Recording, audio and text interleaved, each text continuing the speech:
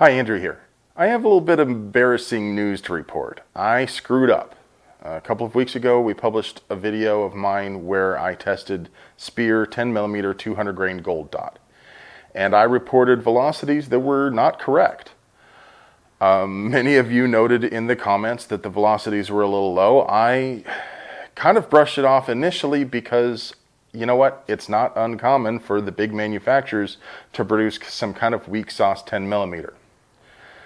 But Speer emailed me about it, sent me some new 10mm, and I went back and tested the old batch of 10mm that they had originally sent me and discovered that the velocities were not correct.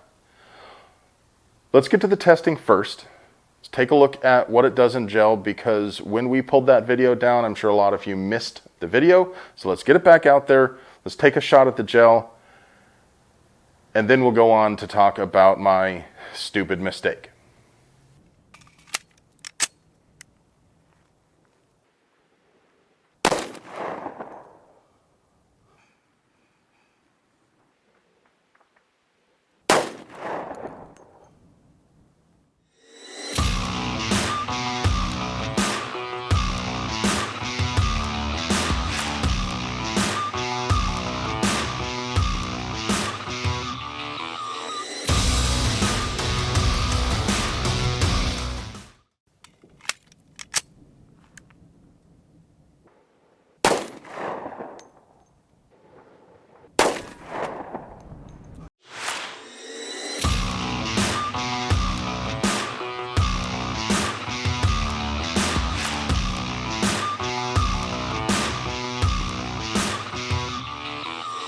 Okay, well, I actually had a little bit of trouble.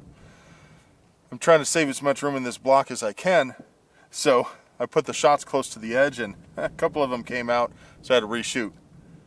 But these shots, you can see they actually advanced a lot farther than where they came to rest. So if we measure to the end of the track, 18 inches on this one, and exactly 16 inches on the other, the bullets came to rest at 15.5 and 12.9 inches. In either case, whether you measure to the end of the track or where the bullet came to rest, all four measurements are within the 12 to 18 inch FBI recommendation. So all of them are a pass, which is no big surprise for a gold dot, especially in bare gel, especially in 10mm. You're stacking all of these things together that all help a bullet perform really well, and of course you're going to end up with good performance. We'll get some measurements and the photographs of the bullets when we get home, but as always, where the rubber meets the road is in the heavy clothing test, so let's see what happens.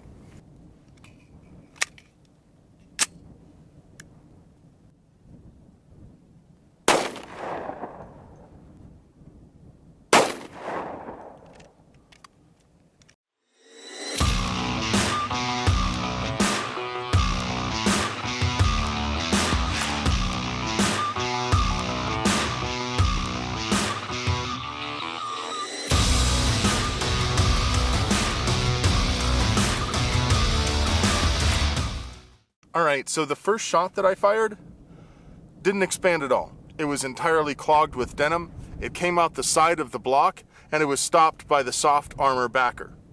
The second shot I fired looks like it expanded normally. It stopped in the block at around 17 inches.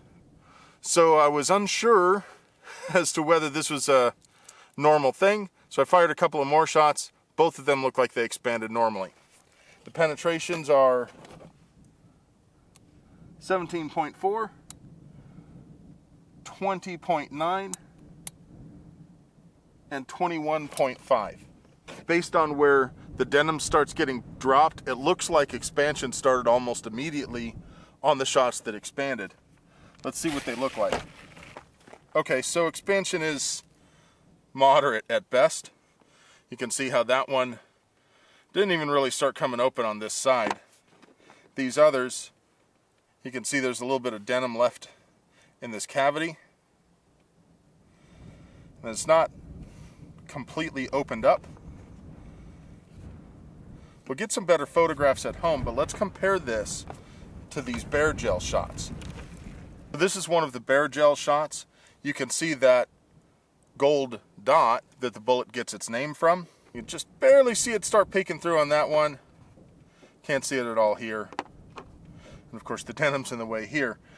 So that indicates that these are not fully expanded. Also, if we look at them from the side, you can see how these petals curled around more fully. All right, so let's get the easy stuff out of the way first. How did it do in gel? Well, in bare gel, like usually, it did pretty well. Most bullets expand well and penetrate properly in bare gel, except for light for caliber bullets. In this case, it's a little heavy for caliber, so it exceeds that FBI 18-inch maximum by a small margin. Of course, if you're buying high sectional density, heavy for caliber bullets like 200 grain in 4/400ths of an inch, 10mm 40 caliber, you're going to expect deeper penetration. That's probably what you're looking for. Overall, did fairly well, although it did have a little bit of difficulty expanding in the heavy clothing. Now, the hard part, the velocities. So the correct velocity is about 1,000 feet per second. I took a 5-shot average of the original batch of ammunition that they sent me. And I also took a 5-shot average of the ammunition that they sent me to test again. And in both cases, it's a little over 1,000 feet per second, which is a solid at least 170 feet per second faster than what I reported to you. So how did I screw up? Well, short answer is I'm not sure. When I take my 5-shot velocity averages, I shoot them through a Caldwell G2 chronograph, which has a little Bluetooth thingamabobber that records the velocities in an app on my phone.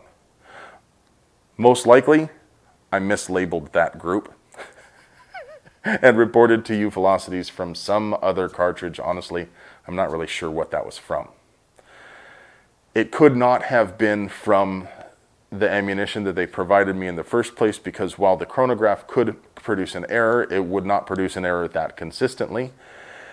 And while differing temperatures could produce an error, the temperatures were actually fairly close. They were both hot as Dragon Balls on both days. And if there was an error induced by temperature or other environmental conditions, we would expect it to be a much smaller difference in velocity, not 170 feet per second.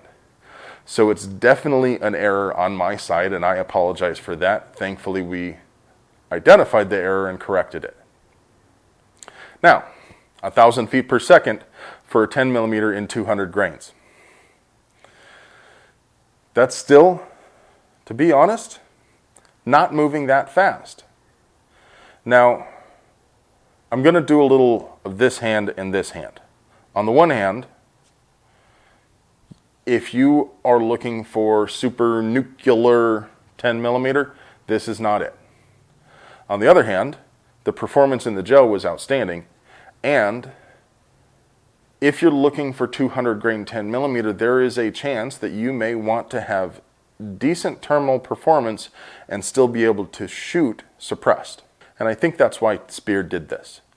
They loaded it to a velocity that's a little short of the speed of sound. Remember, this is a 4.5-inch barrel. If you're shooting this through a 6-inch barrel, you may actually still come in subsonic, and I'll bet you that's what they were going for.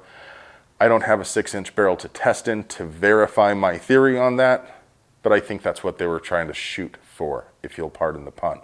With that in mind, this actually is fairly practical ammunition. Is it the super ultimate 10mm? Yeah, maybe not. I hope that Speer comes out with another version of this that is loaded to the edge of what's safe for a fully supported 10mm chamber, and another version like this that's intended for Delta Elites and for subsonic. Maybe I'm wrong.